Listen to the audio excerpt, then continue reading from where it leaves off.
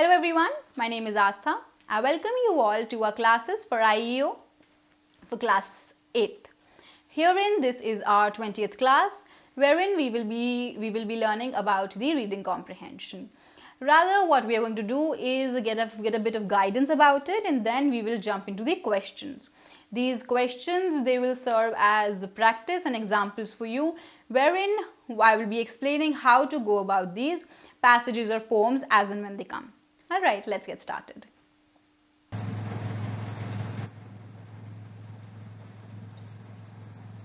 So first of all, let's start with understanding what exactly is comprehension. Now, comprehension means the ability to understand what you listen or what you read. It is an exercise which aims at improving or testing one's ability to understand a language. Now, comprehension is nothing but your simple ability to understand what you have listened to or what you have read. Now, जो भी आप सुन रहे हैं या फिर पढ़ रहे हैं, in this case we will be doing a reading comprehension. तो आप जो भी पढ़ रहे हैं उसको आपको जितना आपको समझ आया है, जितना आपको comprehend हुआ है, that is basically comprehension. And this exercise, ये जो comprehension की exercise है, how does it help? It aims at improving or testing one's ability to understand a language. Now, जो भी आप read कर रहे हैं, English, that is in English language.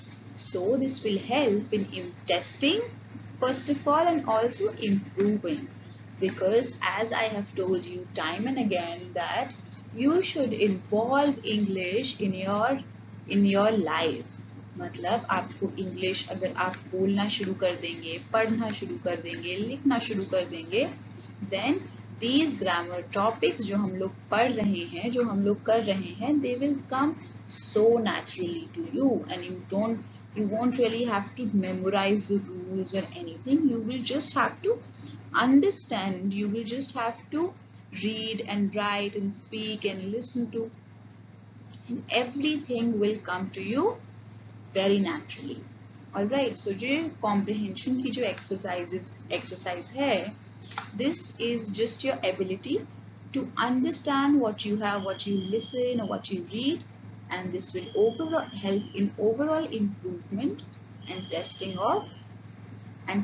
of your understanding of the English language. Alright.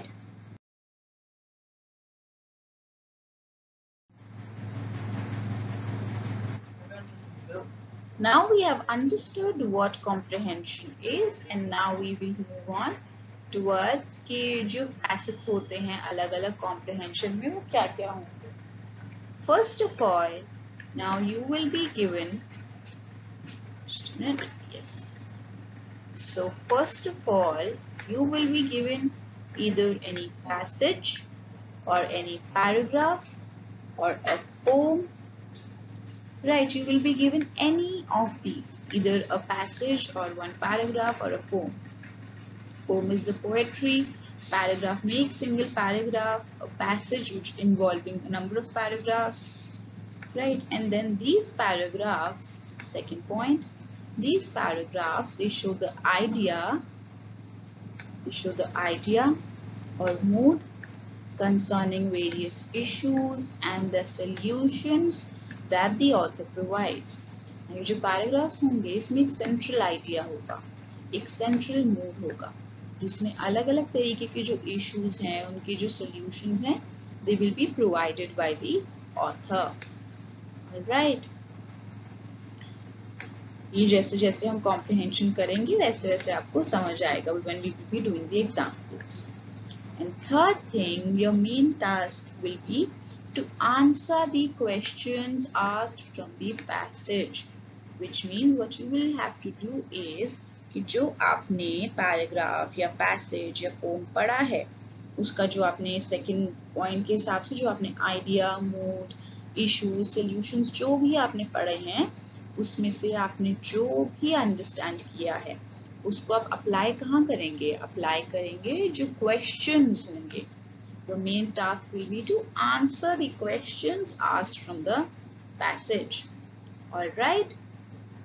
So this will be your overall approach, your overall strategy for solving the comprehension.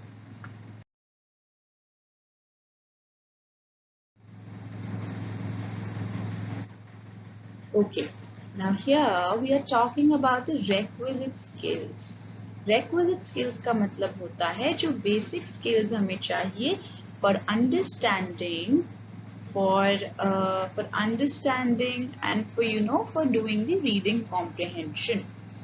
First is the logical ability.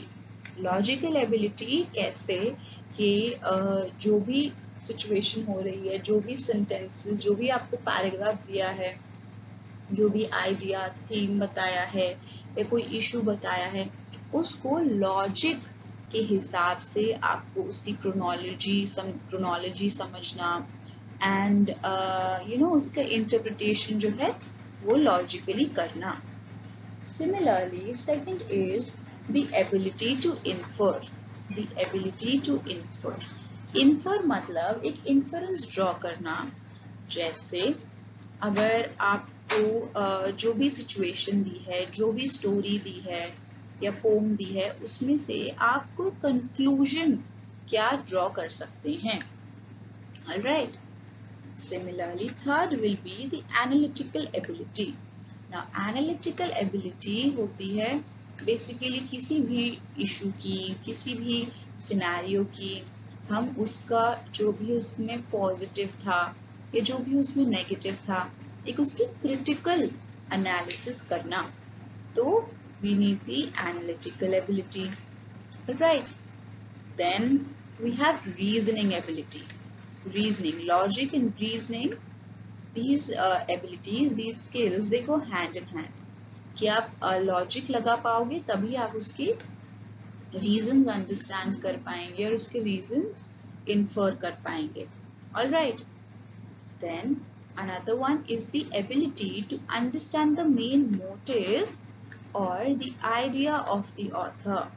कि जो comprehension है, जो passage, paragraph या poem है, उसमें main idea, main motive क्या है author का. All right. Similarly, we have reading speed. Now, suppose if you are given a 10-line paragraph and if you take 10 minutes only to read that paragraph, then your reading speed is very slow, which means कि आप questions time पे खत्म नहीं कर पाएंगे. Alright, so ये comprehension जो होता है ये आपकी reading speed भी test करता है. Similarly, vocabulary part. Vocabulary में हमने शुरू में क्या किया था, हमने 3 चीजें समझी थी. Synonyms, antonyms and homophones. Plus क्या क्या आएगा इसमें vocabulary में, और इसमें और भी आएंगी चीजें which will be spellings. ठीक है, spellings, and then this will also include our one word substitution. Right, now vocabulary में बहुत सारी चीजें आती हैं. हमने पढ़ा spellings आ गए, one word substitution आ गया, homophones आ गया, synonyms आ गया, antonyms आ गया. So you see now vocabulary is not just कि आपको word meanings पता हो, but vocabulary में हम ये भी कह सकते हैं कि हमने हमारे लिए proverbs and idioms are also some sort of vocabulary only. क्योंकि ये आपकी जो इंग्लिश के वेरियस वर्ड्स हैं, वेरियस फ्रेजेस हैं, उसी की जो आपकी नॉलेज होती है, जो आपकी अंडरस्टैंडिंग होती है, उसी को हम सिंपली वोकैबुलरी कहते हैं. तो बहुत सारे एस्पेक्ट्स आपके टेस्ट होते हैं रीडिंग कॉम्प्रिहेंशन में ही. Alright, so these were the overall skills which are required and the skills जो हमारी टेस्ट भी होंगी किस चीज में, रीडिंग कॉम्प्रिहेंशन में. Alright, so now let's move on.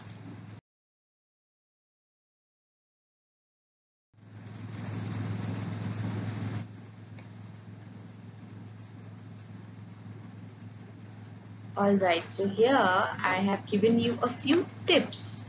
Now, a few tips to understand and to go about the reading comprehension. Now, first important thing is to read the passage as fast as possible. Now, why am I saying that we should read the passage as fast as possible? It is because now it's such a long passage that will be given. बाकी questions में क्या होता है? Suppose synonyms निकालना है, आपने आपको synonym दिया and the word is happy. You quickly read the 4 options, you decide which is the synonym of happy and you answer that. But in the passage में क्या होता है, जब तक आप पूरा passage नहीं पढ़ेंगे तो आप उसका एक भी क्वेश्चन आंसर नहीं कर पाएंगे. You have to read the complete passage for answering the questions. So it is very important to read the passage as fast as possible. और एक पैसेज का एक क्वेश्चन तो नहीं होता, एक पैसेज में there will be I think 3 to 4 questions at least, and so एक पैसेज के हिसाब से you will be solving 4 to 5 questions. So you have to be very careful and you have to read the passage as fast as possible so that आप उसे जल्दी से पढ़ें, जल्दी से समझें और questions कर पाएं solve. And the second thing is get involved with the paragraph to understand it. Get involved with the paragraph. अब यहाँ get involved with the paragraph मैं क्यों बोल रही हूँ, उसका मतलब क्या होता है? Get involved with the paragraph means कि जो भी हम थीम पढ़ रहे हैं ना, जो भी हम क्या कहते हैं, जो भी पैसेज का सेंट्रल आइडिया है, सेंट्रल मूड है या फिर जो भी इशू है, तो हम उसके साथ इन्वॉल्व हो जाओ. मतलब you know try start to imagine कि आपके साथ ही वो पैराग्राफ हो रहा है या फिर जो भी स्टोरी है, you are in that paragraph. क्योंकि उससे आप ये जब इन्वॉल्व हो जाओगे तो आप उसमें अपनी लॉजिक भी लगाने लग जाओगे, आप उसमें अपना रीजनिंग भी लगाने लग जाओगे. ऑलराइट, उसको एनालाइज भी करना शुरू कर दोगे कि ये पॉजिटिव है, ये नेगेटिव है. तो इसीलिए कहते हैं get involve with the paragraph. जैसे मैं आपसे कहती हूँ कि you should involve English in your life, उसी तरीके से getting involved with the paragraph. Alright, now the third thing is underline the important lines or parts of the passage to answer the questions. Underline the important parts or lines to answer the questions. It will also help to understand the main idea of the passage or the tone or the mood of the author. Now जो important parts हैं, जैसे किसी चीज़ का कोई benefit है या फिर किसी चीज़ की कोई limitation है या फिर कोई turning point है, जो भी आपको important लगे, you should underline that. इसका मतलब ये नहीं है कि आप पूरा पैसेज ही अंडरलाइन कर दो, जो भी आपको इम्पोर्टेंट लगे वो वर्ड अंडरलाइन कर दिया बस, या फिर कोई लाइन इम्पोर्टेंट लगी उसे अंडरलाइन कर दिया, उसको स्टार मार्क कर दिया, उस तरीके से. So this what will this do, it will also help to understand the main idea, जो सेंट्रल थीम होगा ना पैसेज का, this will help you in understanding that, and the tone or the mood of the author as well. So ये जो आप underline करोगे कि उसमें the author is angry or the author is sad or they're happy, they're trying to tell you something, और tone मतलब जैसे किस सेंस में वो आपको कहना चाह रहे हैं, कि आपसे वो कोई अपील कर रहे हैं या कोई इंस्पायर करने की कोशिश कर रहे हैं किसी चीज़ के लिए, या एनालाइज करने के लिए मोटिवेट कर रहे हैं. तो जो आप इम्पोर्टेंट वर्ड्स से आपको this will help you in understanding that. Alright, so these were the quick few overall tips जिसमें आपको पैसेज जल्दी पढ़ना है. जल्दी का मतलब ये नहीं कि आप बिल्कुल समझो ही ना. as fast as possible का मतलब ये भी है कि आपको जो आपकी स्पीड जिसमें आपको समझ आए उतना fast, as fast as possible. ये नहीं कि सबसे तेज पढ़ लिया पर आंसर गलत दे दिया, then that will be of no use, right? Then second is getting involved with the paragraph to understand it. आप उसे feel करेंगे, आप इसे express करेंगे, involve हो जाएंगे, तो आपको अच्छे से समझ आएगा, अच्छे से logic लगा पाएंगे आप. Then underline the important lines or parts of the passage to answer the questions, and it will also help to understand the main idea, the central idea, or the tone and or the mood of the author. Alright, so these were the few quick overall tips. Now let's move on to the next slide.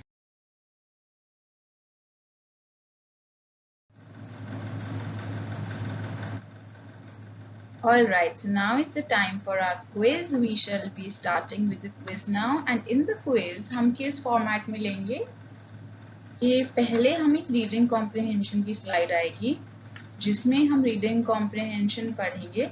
मैं आपको समझाऊंगी कि reading comprehension में क्या है. उसके बाद from the next slide onwards उसी reading comprehension के जितने भी questions हैं वो per question you will get 1 minute जैसे ही हमारे बाकी questions में होता है.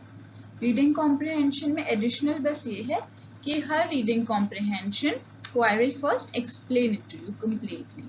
उसमें अगर कोई नए word meanings हो या कुछ understanding हो, उसकी analysis हो, तो we will do that in the first slide, and then questions के लिए this will be followed by the similar exercise जो पहले होती आई है. Alright, let's start.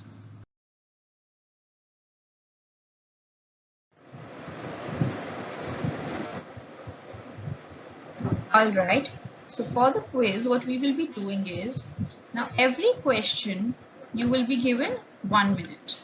1 minute means 60 seconds. Why am I giving you 1 minute?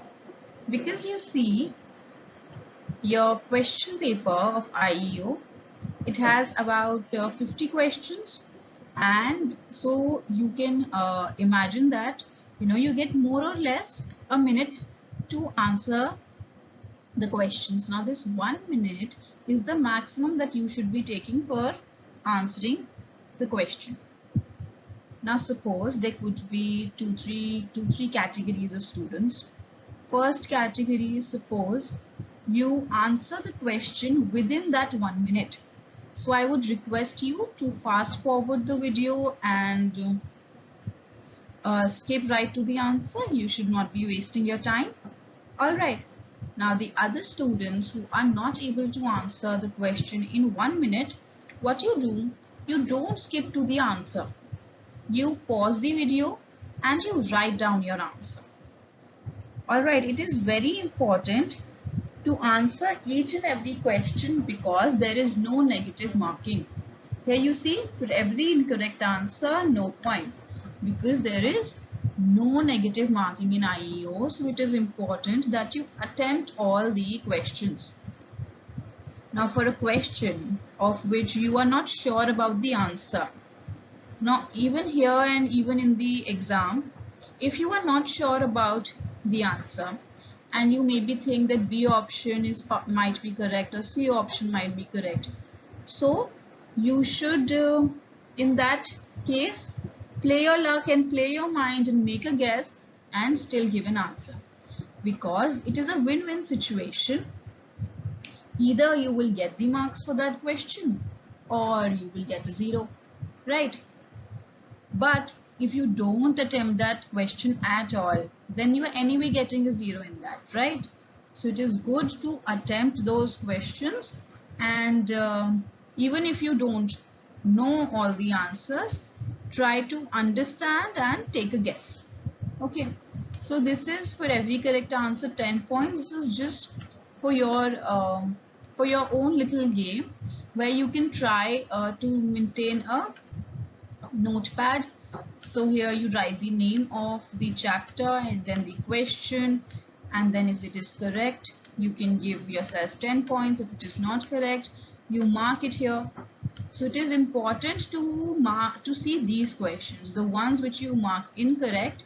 It is important to go back to them later and then see where you did the mistake. Alright, this is just for your reference. For every correct answer you can give yourself 10 points. Alright, now let's start.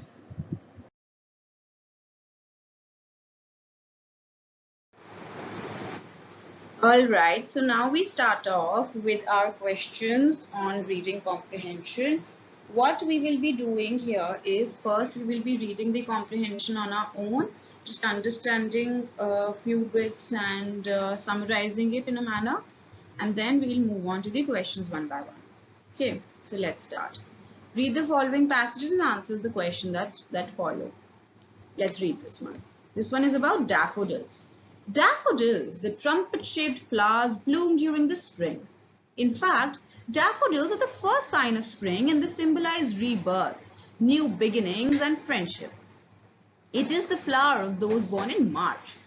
Daffodils are native to the Mediterranean Sea but are cultivated all over the world. So here the theme of the passage, what seems so far, is daffodils.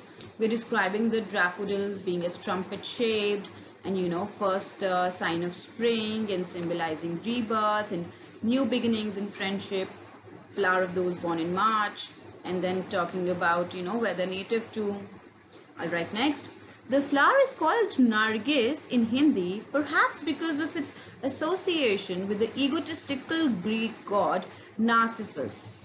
Legend has it that Narcissus fell in love with his own image in a pool of water. He was so enamored by his own image that he fell into the water and drowned. The flower, also called Narcissus, grew where he died. This led to it becoming a symbol of unrequited love.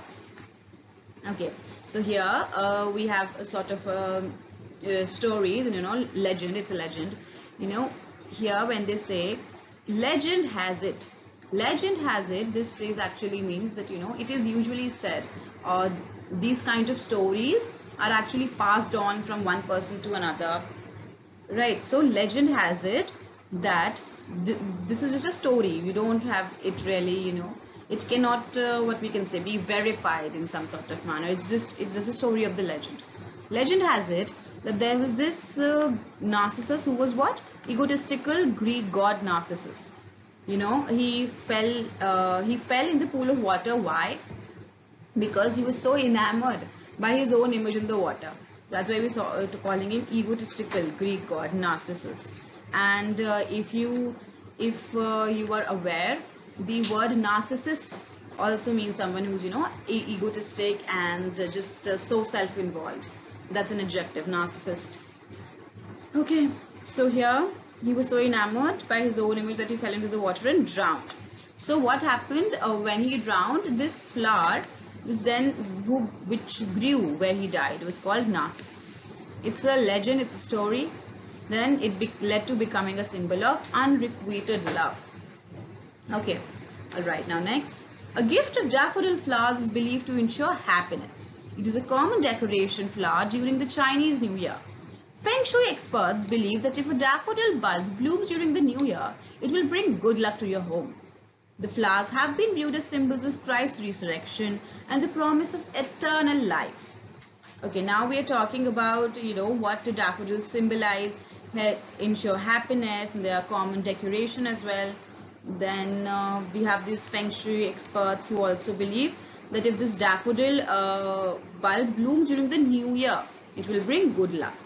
Then we have the flowers have been viewed as symbols of Christ's resurrection. Then in Wales, it is a symbol of patron Saint David. Daffodil bulbs, because of their astringent properties, are pounded and made into a paste to be applied to wounds. Okay, now daffodil bulbs also have medical usages, like they are said to have astringent properties and they are made into paste to be applied to wounds. And pharma companies use daffodil extracts to make drugs that are used to treat Alzheimer's and polio. Alright, so here in this passage we read about daffodils, its legend and its qualities and how it is used in various aspects as per the Feng Shui experts, or as per as here in Wales, and how it is used because of its astringent properties and how it is used by the pharma companies. Alright, so that was a simple passage. Now let's move on to its questions.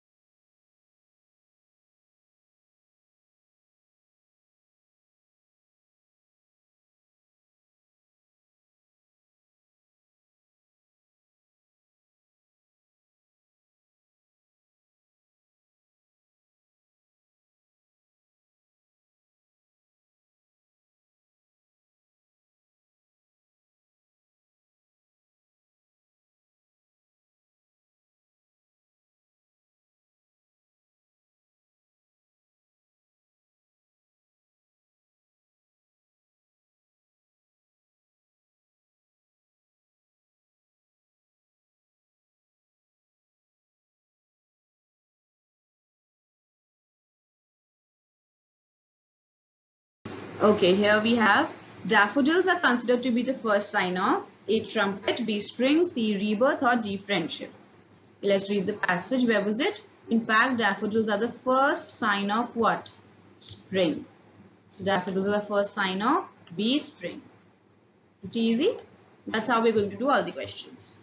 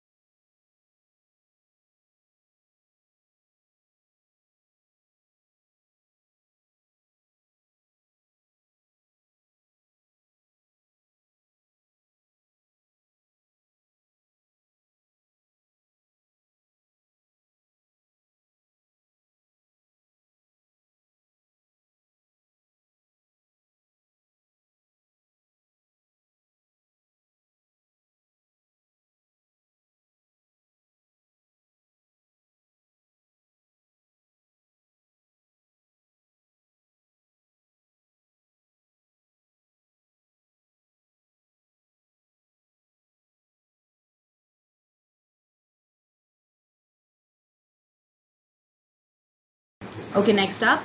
Daffodils were first grown in India, Asia, Mediterranean region or Greek region. Now here we see daffodils are native to the Mediterranean region but are cultivated all over the world. Now they are native to the Mediterranean region, which means they took birth in the Mediterranean region. The correct answer is C, Mediterranean region.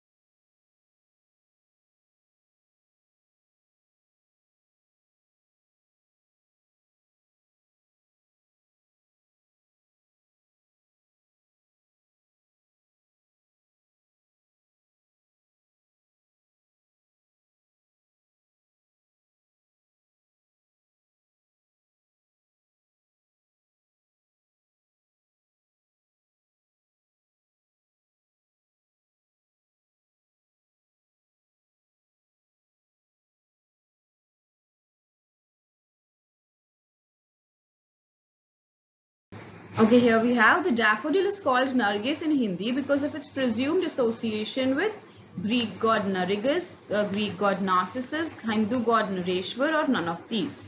Okay, the daffodil is called Nargis in Hindi because of its presumed association with, let's read here, is called Nargis in Hindi perhaps because of its association with the egotistical Greek god Narcissus. Correct answer is B.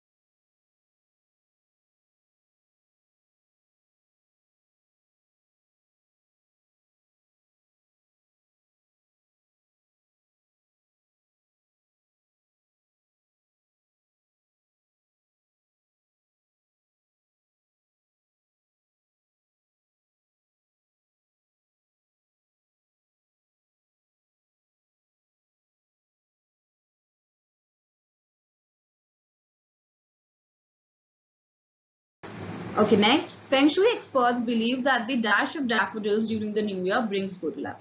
So, blooming or drowning or singular origin. This was pretty easy. Feng Shui experts believe that if a daffodil bulb blooms during the new year, it will bring good luck to your home. So, the correct answer is A, blooming. Blooming of daffodil during the new year brings good luck. All right.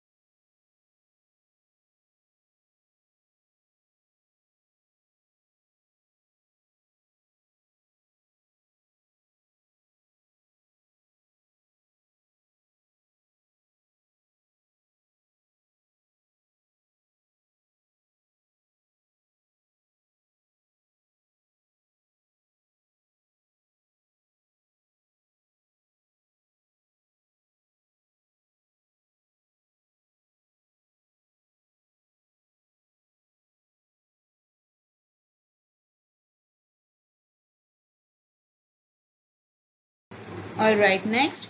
These flowers also dash Christ's resurrection and promise of eternal life. These flowers also symbolize symbolization or significant. Now here this is not really what do we say, a question in which you have to extract information. Rather it is a question which tests your grammar. So these flowers also symbol or symbolize or symbolization or significant. Here the correct answer is B, symbolize. Symbolizing is a sort of a verb, other symbol is a noun, and then symbolization is again a noun, significant is an adjective. Alright, and where was it here? Christ's resurrection. The flowers have been viewed, they have been viewed as symbols. But when we are talking about these flowers also do what? They're doing an action, so we'll be using the verb. The flowers also symbolize. Alright.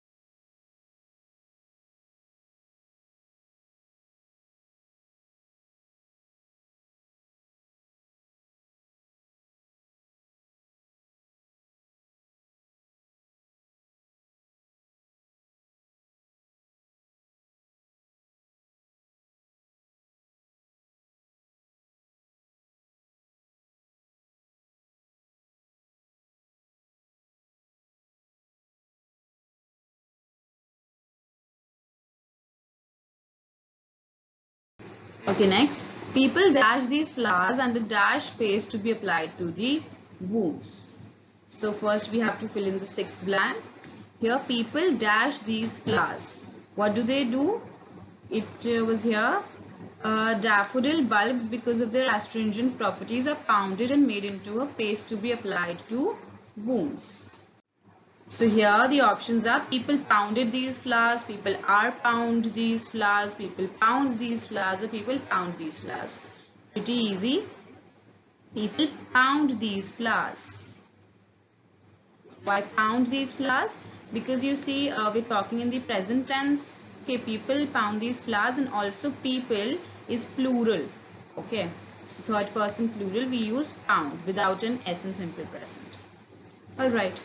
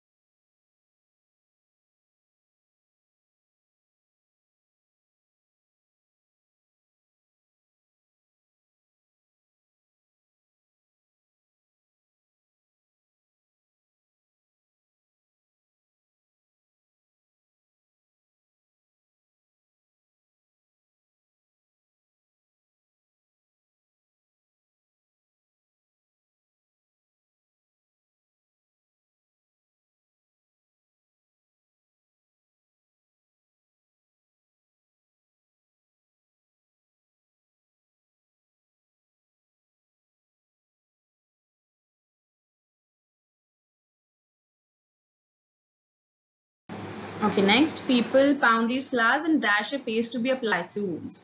Made a paste, are made a paste, make a paste, or are making a paste. Correct answer is C, make a paste. Why make a paste and why pound? You see, here we are talking in the present tense. It is a general fact that we are talking about. हम past की बात नहीं कर रहे हैं कि pound करते थे, बनाते थे. This is something that we are talking about in the present, that this happens. Alright, so that's why make. Others you see made is the past tense, are made and are making are not suitable for this blank. Alright.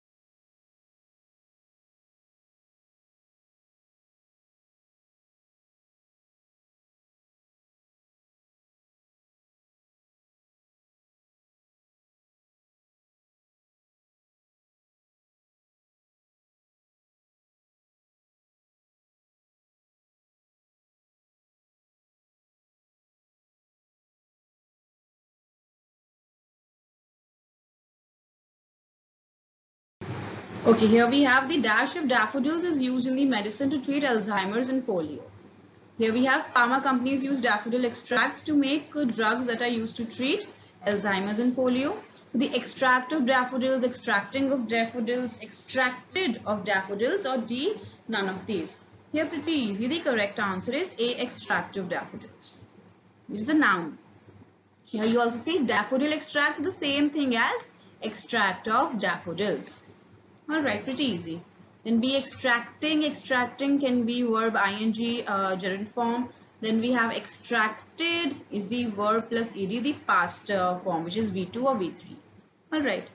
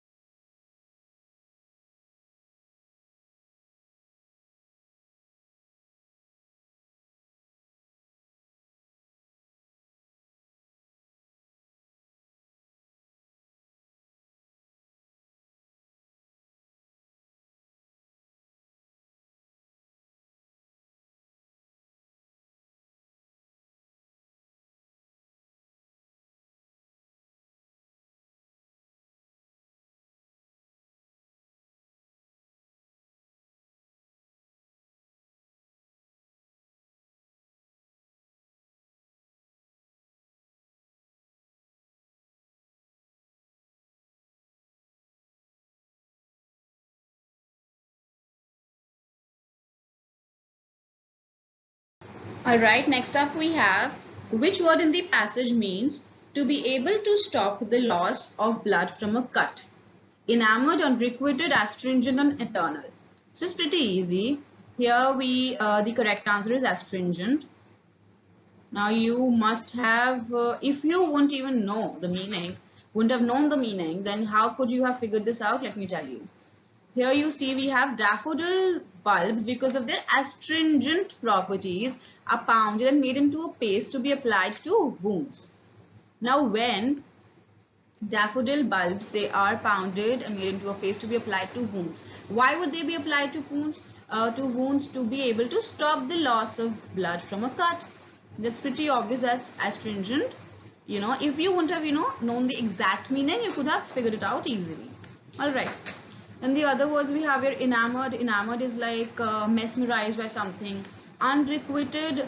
Unrequited is something that is not returned. And then eternal, something that stays forever. Okay.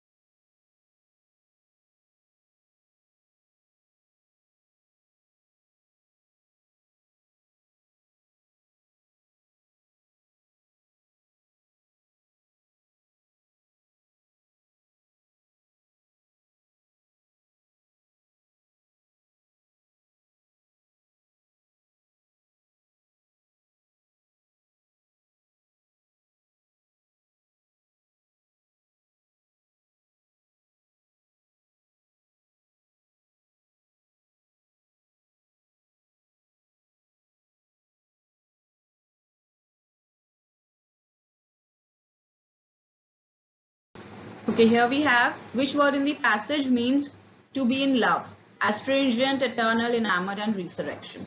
Okay, here the correct answer is C, enamored.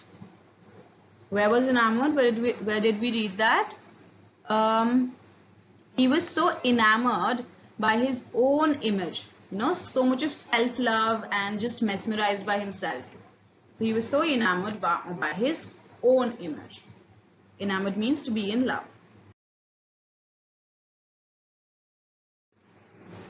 Okay, next up we have another passage. Let's read this.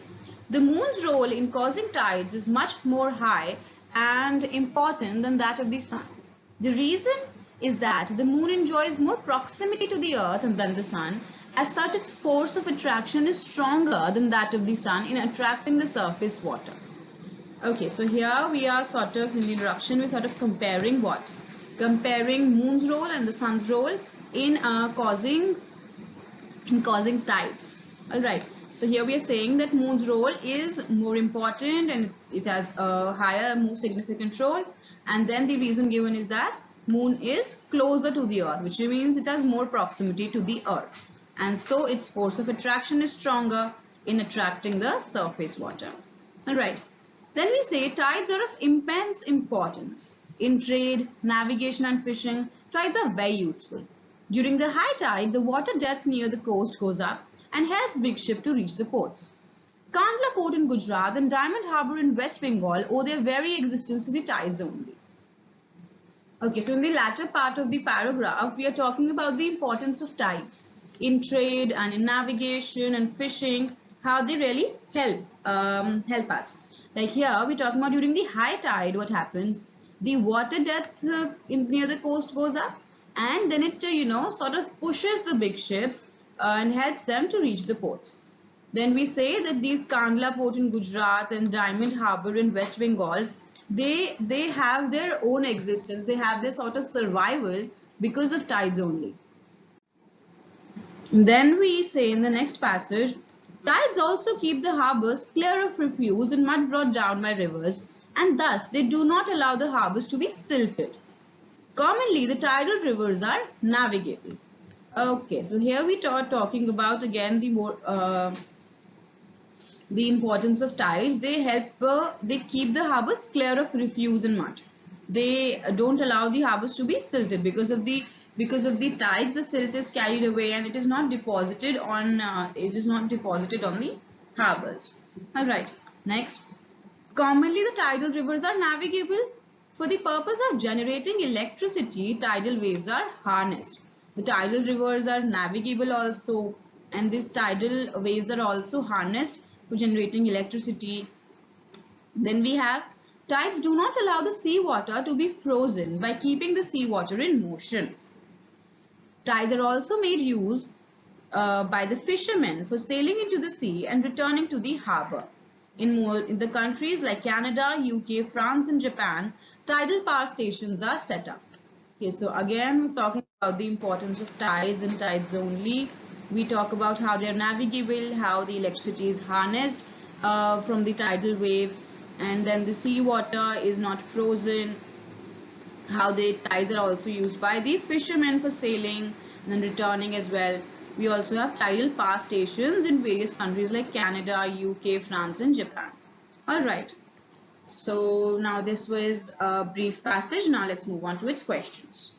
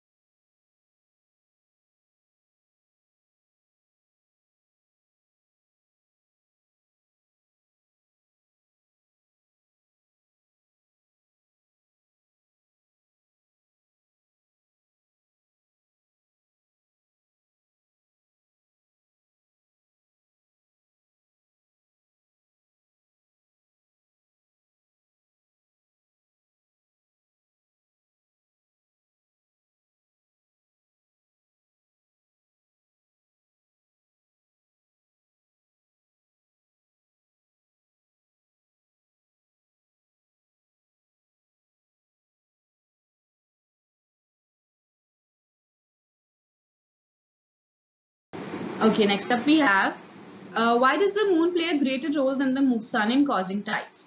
The moon is closer to the earth as compared to the sun. The moon has greater gravitational pull. Or the moon shines at night or none of these. Okay, so here we read that the moon's role is much more high and important. The reason that the moon the reason is that the moon enjoys more proximity to the earth than the sun. So as I told you, the moon is closer to the earth as compared to the sun. The answer is A. All right.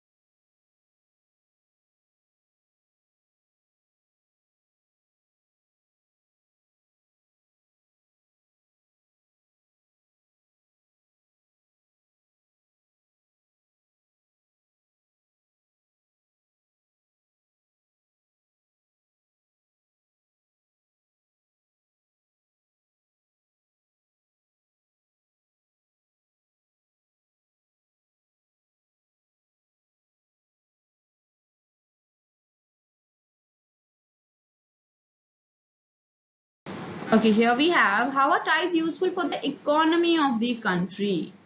Let's read. Tides bring shipwreck from under the sea with them. During high tides, big ships can reach the ports, thus opening new vistas for business. Or tides destroy enemies of the country, or none of these. Okay, now this was pretty easy. In trade, navigation, and fishing, tides are very useful. During the high tide, what happens? The water depth near the coast goes up and helps big ship to reach the ports. Okay, so how do they help in the economy? During high tides, big ship can reach the ports, thus opening new vistas for business. We talked about these new vistas, which are what? The Kandla port in Gujarat, Diamond Harbour in West Bengal. How these ports and harbours are functioning only because of the tides. Right.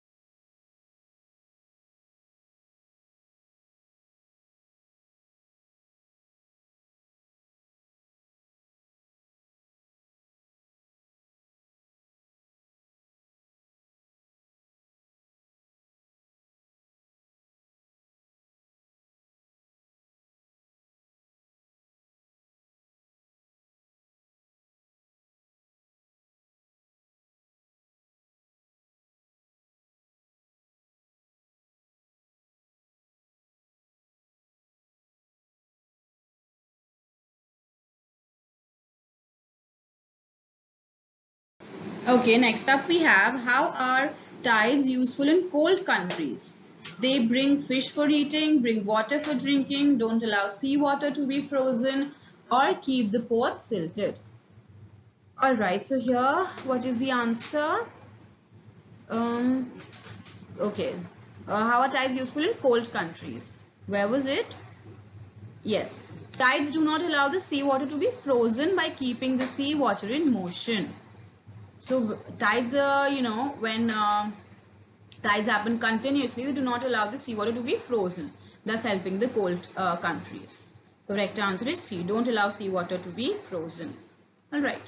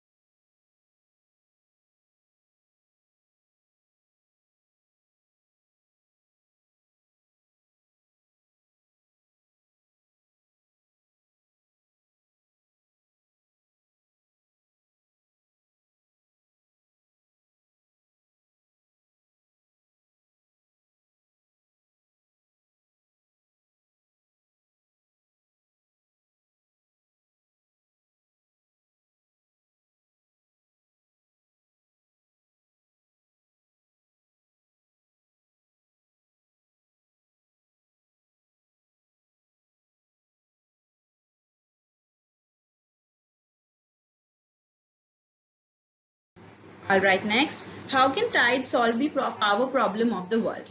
Electricity is being produced through tidal waves. Tidal waves keep the steamers in motion, or tidal waves melt the ice and save power, or D, none of these. This is pretty easy. We had it here that for the purpose of generating electricity, tidal waves are harnessed, and we also had this fact here that in the countries like Canada, UK, France, and Japan, tidal power stations are also set up. So how can tide solve the power problem? But because electricity is being produced through tidal waves. This is renewable energy being produced. That's how we can solve the power problem of the world. All right.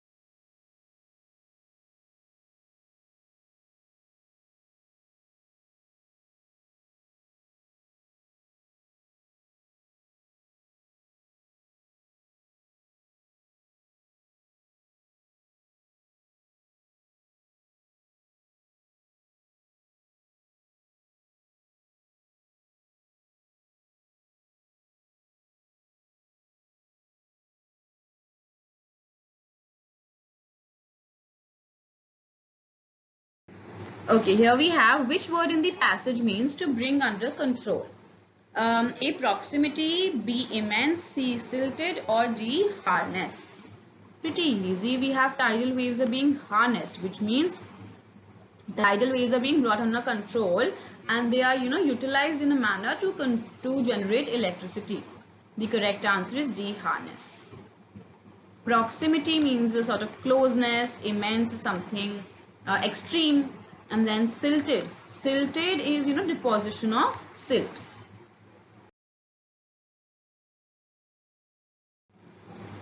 Alright, the next passage now says, "He who hesitates is lost," is a well-known proverb. A leader who cannot decide on a plan of action will not be able to accomplish anything worthwhile. Indecision leads to confusion because people do not know what to do. Prompt decision making is of great use in an emergency. Okay, so here this is an introduction of the passage, which here we are talking about this proverb, "He who hesitates is lost." So here we're talking about how it is important not to be, indecisive, how to be firm and strong in your decisions. Talk about a leader who cannot decide on a plan of action, which means a leader who is indecisive may not be able to accomplish anything worthwhile, would not be able to take decisions effectively. Indecision leads to confusion because people do not know what to do. And prompt decision making is of great use in an emergency. Alright, let's read further. A young doctor once had a patient who complained of intense pain. The doctor consulted two other doctors to find out if an operation should be performed. The other doctors felt that the patient's condition should be observed for a few days. But the young doctor, who felt responsible for the patient, examined him once again and decided to operate immediately. When the operation was performed, the other doctors realized that a delay of even a few hours would have proved fatal to the patient. A prompt decision by the young doctor saved the life of his patient. Alright, so here we are given an example of this doctor who, if he would have waited for a few more hours, or depended on the other doctors for the decision and gone as per their way of waiting for a few days, then this patient would have died. So here we talk about how a prompt decision by the young doctor saved the life of his patient. Alright, let's read further.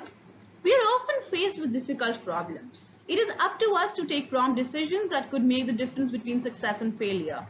We must be able to say yes or no without delay, and no maybe or perhaps after hours of deliberation.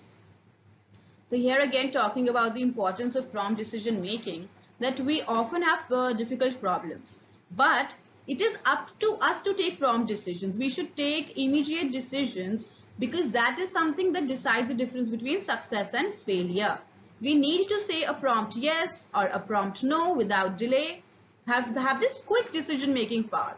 And we shouldn't really be saying maybe or perhaps even after hours of deliberation. मतलब बहुत सोचने के बाद भी, if you say maybe or perhaps or this or that, there is a need to have a concrete decision. Alright, then the next para says, this does not mean we should say yes or no without thinking. We must cultivate the ability to quickly think out all the favorable and unfavorable circumstances of a situation and then decide whether we should say yes or no. To linger over a decision for days and months will get us nowhere. Hence, prompt decision making is very important if one wants to achieve success. So here we are saying that yes or no without thinking shouldn't be said. We must cultivate our ability to think quickly, think out all the favorable and unfavorable circumstances of the situation and then decide कि yes बोलना है या no बोलना है. Linger नहीं होना चाहिए over a decision for days and months. Okay, therefore prompt decision making is very important if we want to achieve success. Okay, so this basically talks about the importance of quick decision making, not just quick but also efficient, which means you have to think over and then make a decision, not just quickly yes or no बोल दिया and then you realize कि गलत बोला था. All right. Okay, so with this, now let's move on to the questions.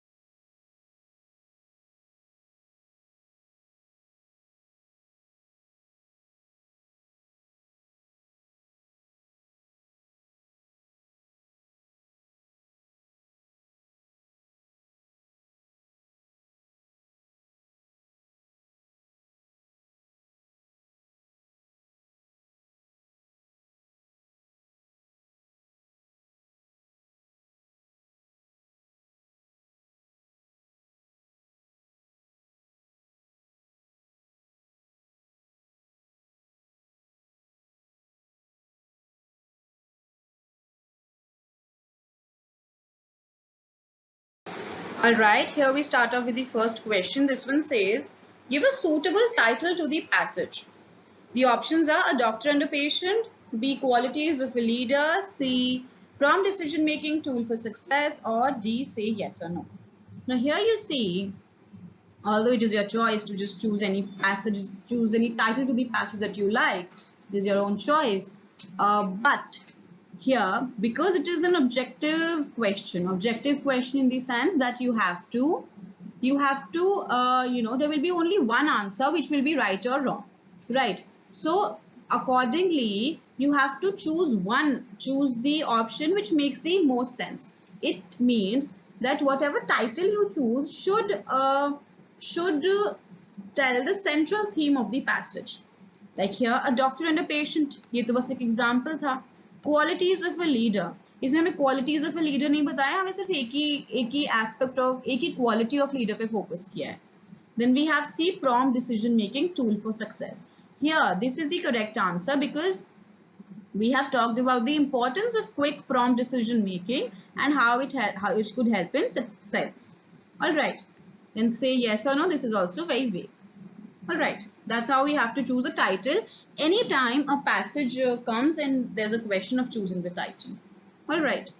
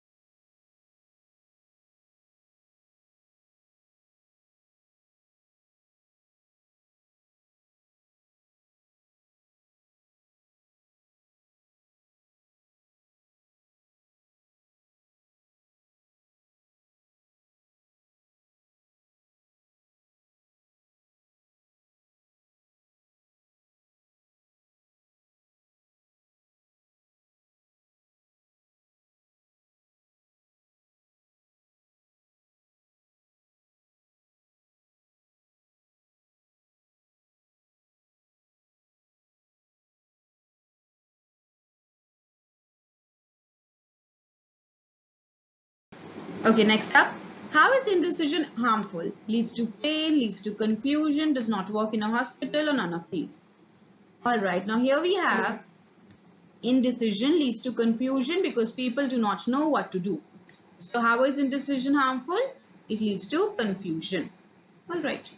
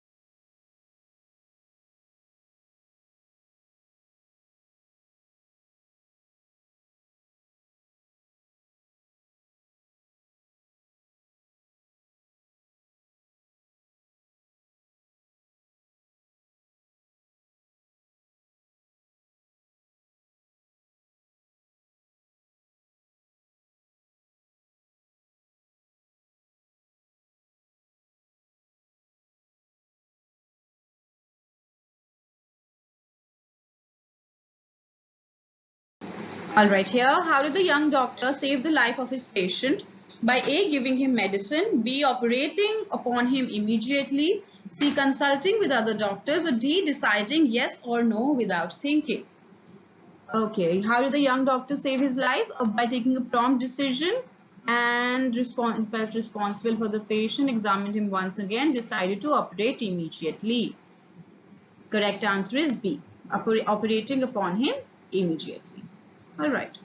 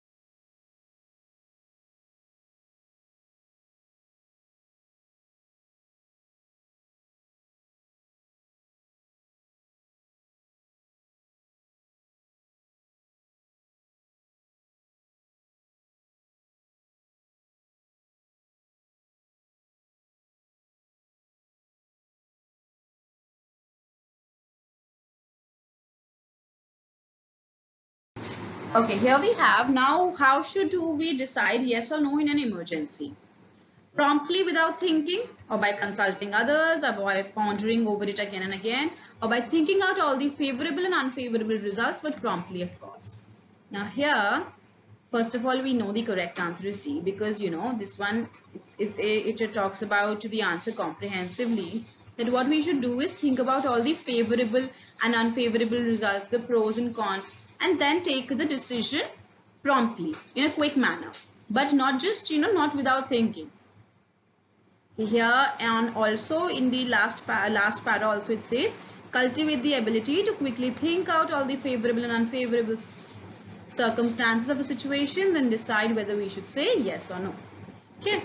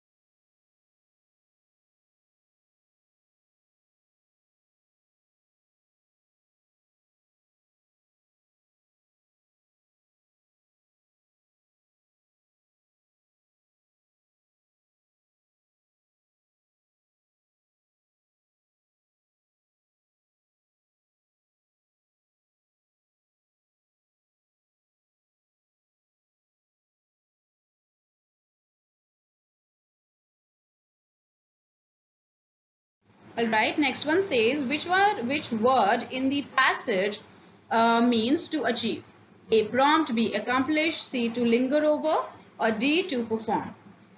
Okay, pretty easy. The correct answer is accomplish. To achieve something means to accomplish something. Prompt is something quick. Linger over मतलब उसके बारे में सोचते रहना, just staying on it. Perform, doing some sort of performance, presenting something.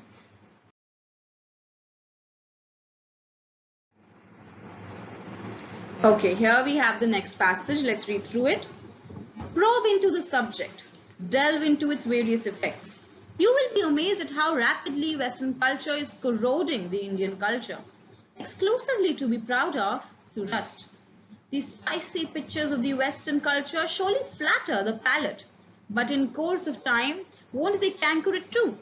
The root of all this misfortune lies in the soil nourished by the word modern. What does modern mean to us? Do we become modern by wearing outrageous clothes? Does modernism set in by profuse use of Western slang?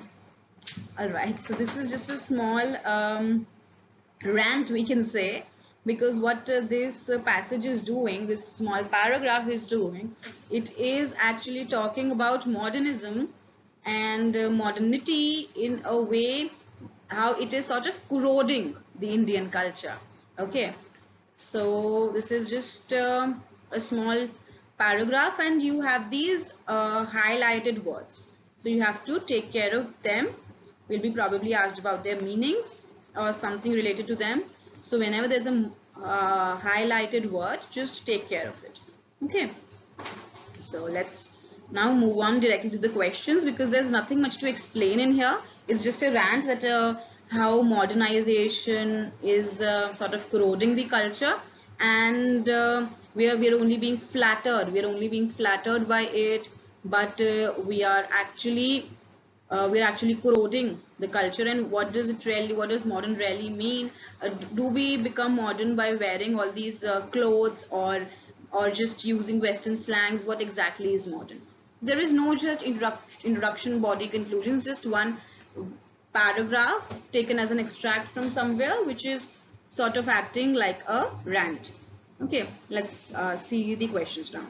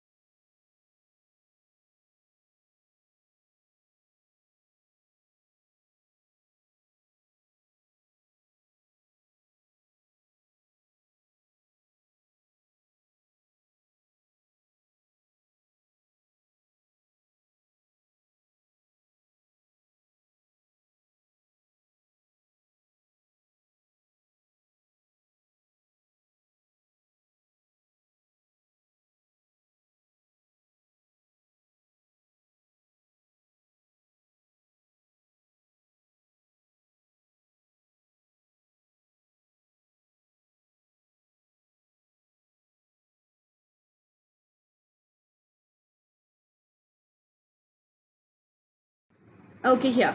The word delve as used in the passage does not mean. So here we have delve. We have given the options, but we have to choose the word which does not mean delve. Okay. The options are investigate, dig into, skim over, or examine. Okay. Now delve actually means going into the depth of something. Probe into the subject, delve into its various effects. Delve into its various effects, which means analyze it, examine it thoroughly. So delve does not mean see skim over. When you skim over something, you just read through it. You don't go into the depths of it. Alright, so skim over is the answer.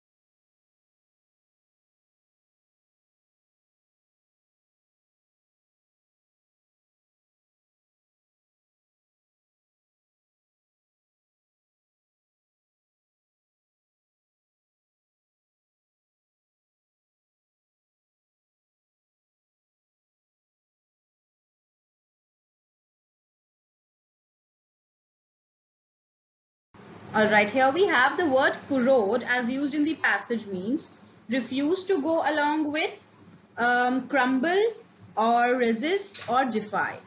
Okay, here we have, you will be amazed at how rapidly Western culture is corroding the Indian culture. Corroding means spoiling the Indian culture. The correct answer is B, crumble. Spoiling it and crumbling it. Alright.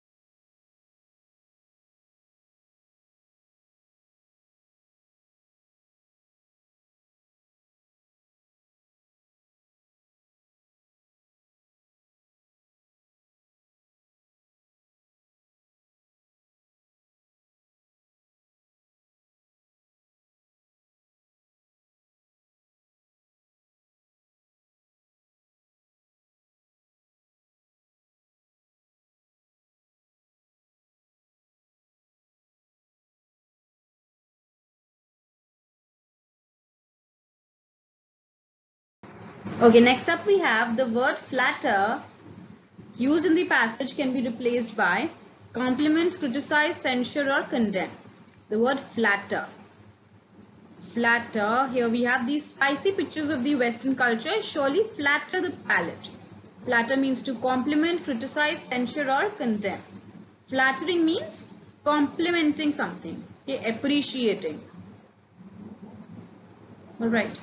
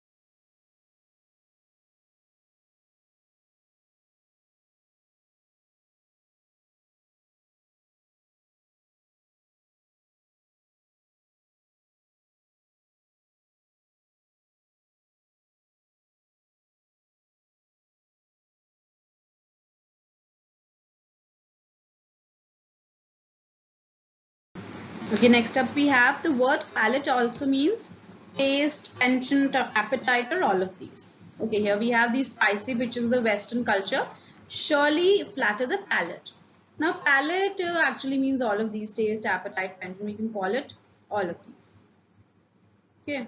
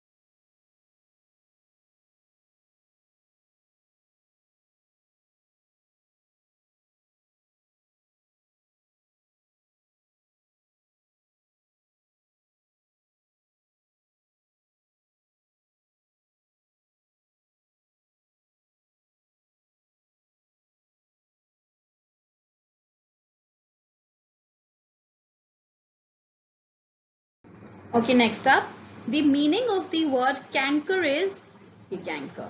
But in course of time, won't they canker it too? Pleasant, good, evil, or none of these.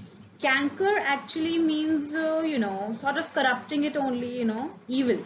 Word canker is evil. All right.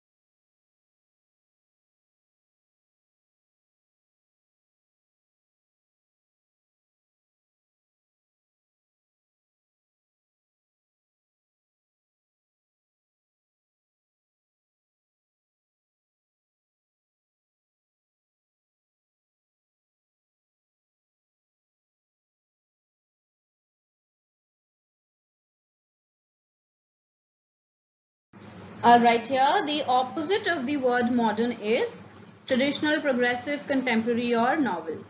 Now, modern, the antonym of modern is traditional. Traditional is something that has been old. Modern, something that's new, in recent times, latest.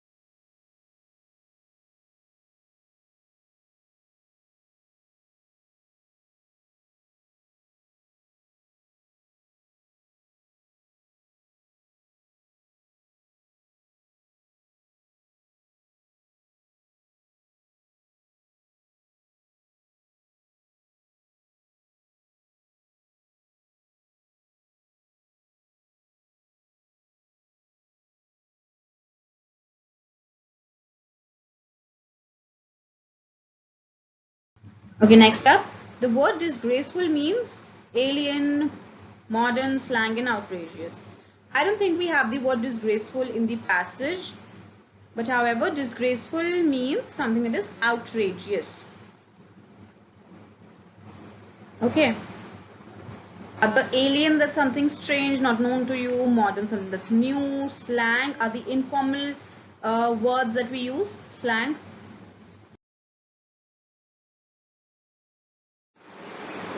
Okay, here we have read the poem carefully and answer the questions that follow. So herein we have a poem. Let's read this one. It says, when I'm an old lady. Okay. So let's read this.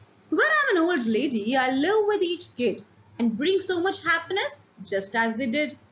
I want to pay back all the joy they've provided, returning each deed. Oh, they'll be so excited. I'll write on the walls with reds, whites, and blues, and bounce on the furniture wearing my shoes. I'll drink from the carton, then leave it out. I'll stuff all the toilets, and oh, how they'll shout. So, okay. So here, what they're talking about, what this narrator is talking about is, when I become an old lady, and when she gets old, what is she going to do?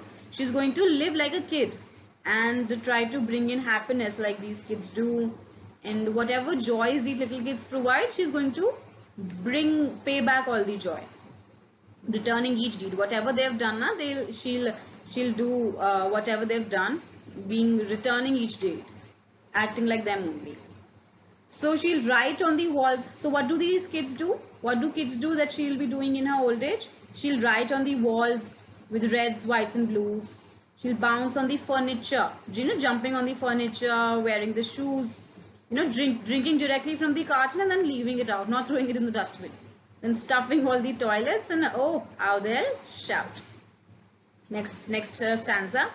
When they're on the phone and just out of reach, I'll get into things like sugar and bleach.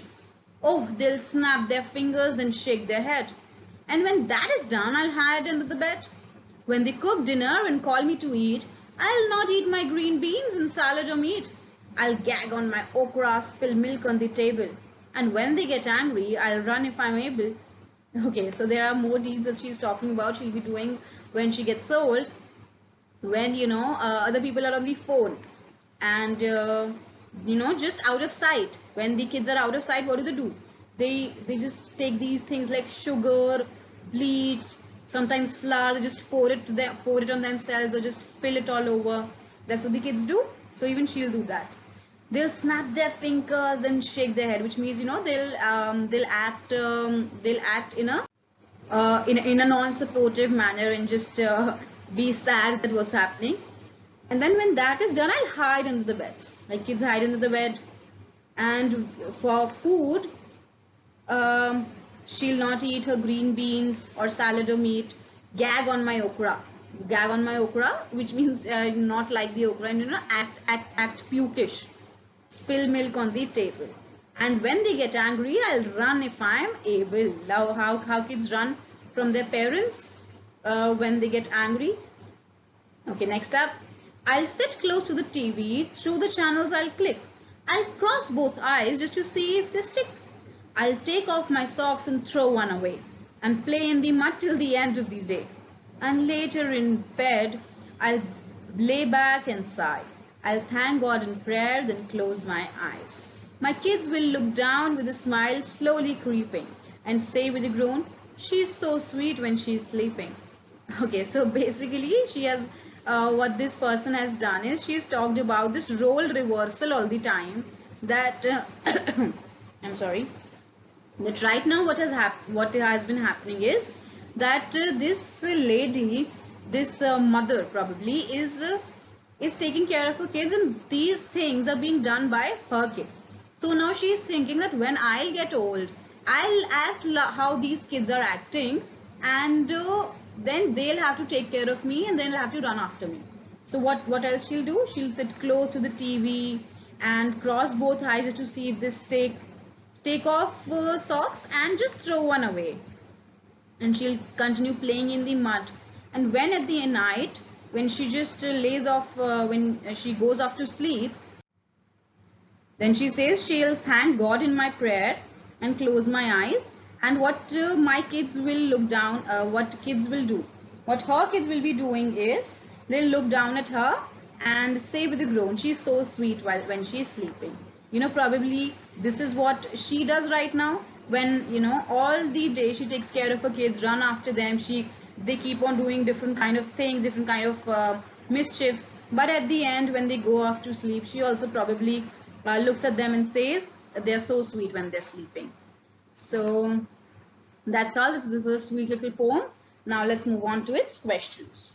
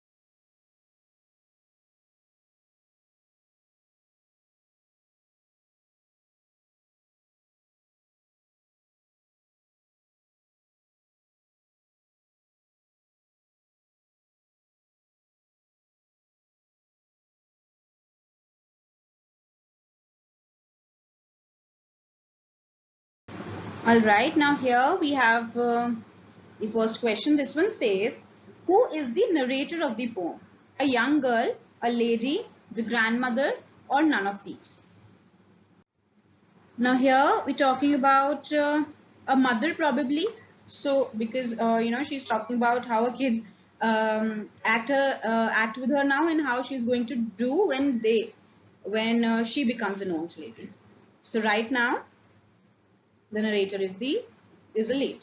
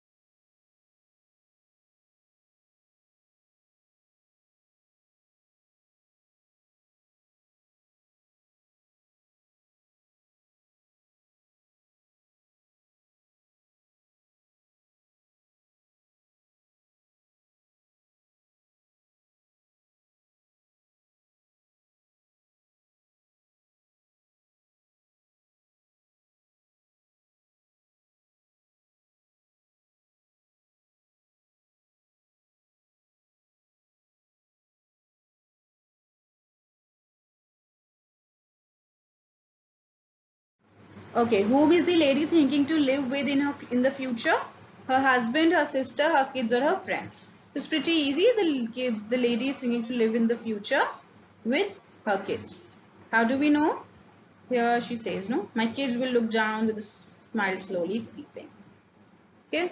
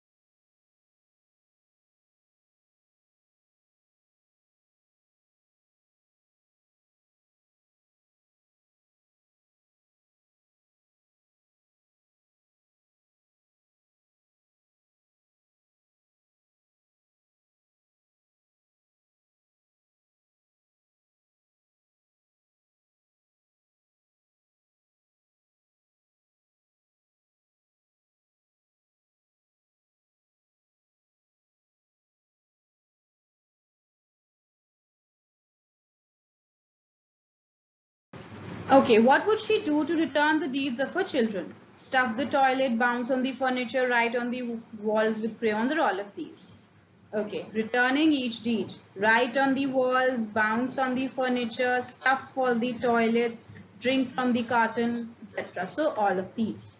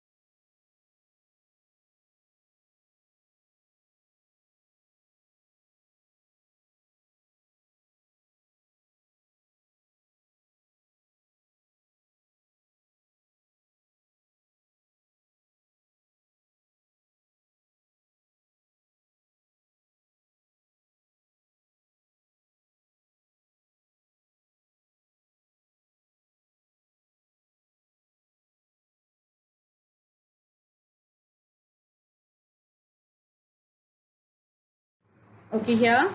What does she plan to do when her kids get away? Write on walls, or get into sugar and bleach, or C, stuff the toilet, or D, all of these? Now here, pay attention. The question is very specific. What does she plan to do when her kids get away? So where was it? When they are on the phone, just out of reach, which means when they are away, get into things like sugar and bleach. So the answer is B. Both of these Both of these also she'll do, but when her kids are away, when they're away, there's the specific thing mentioned that she'll get into sugar and bleach. Alright.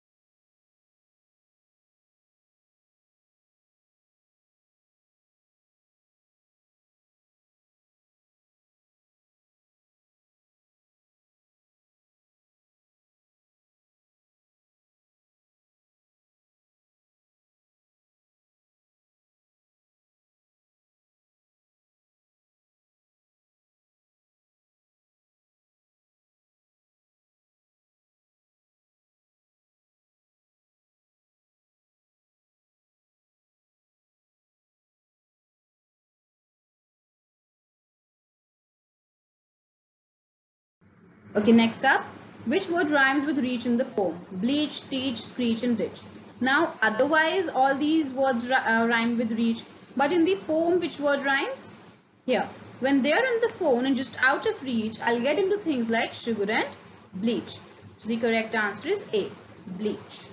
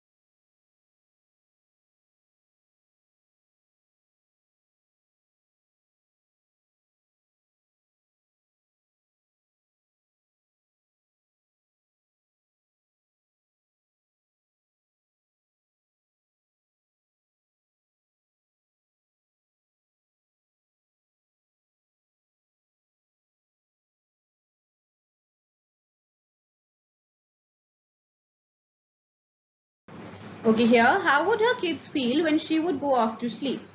Angry, relieved, hurt or sad?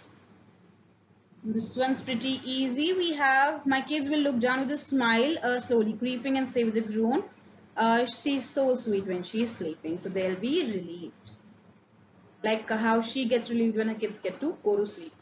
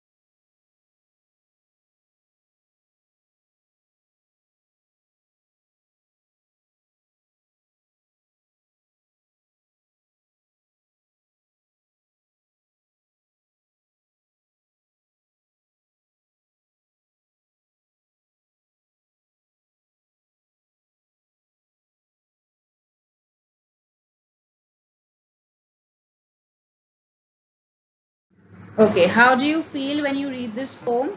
A, want to laugh, think of the naughty things you do. C, both A and B, or D, get bored. Now here, this one's pretty easy. This poem makes us laugh as well and thinks of the make us think of the naughty things that we do, or used to do it when we were younger. So both A and B.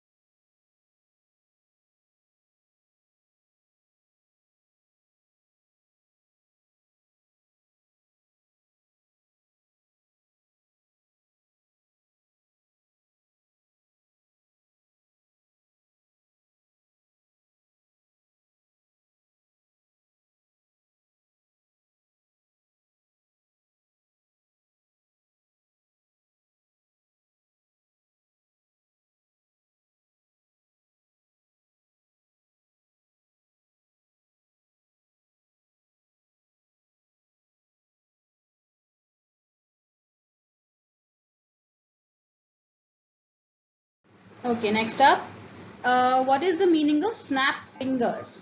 Now, snap fingers show anger or affection or happiness or desperation. Snap fingers, where it is mentioned here? Oh, they'll snap their fingers and then shake their head. Now, snap their fingers means, sort of show desperation.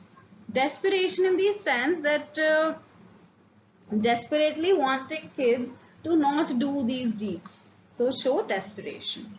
All right. Okay, so this was the last question. With this, we finish off the questions on reading comprehension.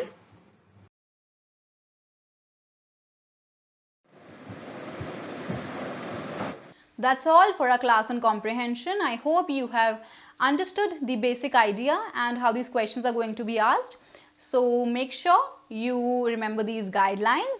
So keep learning. I will see you the next time. Thank you for watching.